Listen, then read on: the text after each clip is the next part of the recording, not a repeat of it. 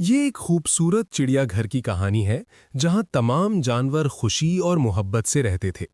इस चिड़ियाघर का सरदार शेर था, जो बहुत समझदार और मेहरबान था।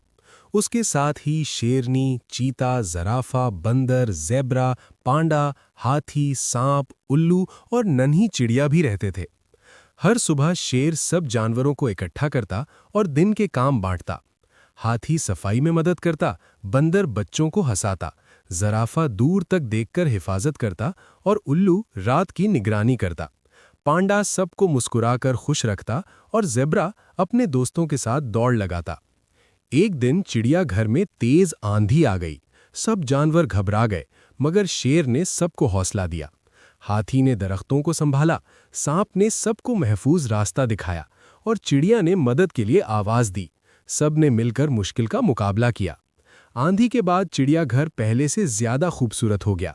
सब जानवरों ने सीखा कि इत्तेहाद और दोस्ती से हर मुश्किल आसान हो जाती है। वो सब हमेशा खुशी और अमन से इकट्ठे रहने लगे।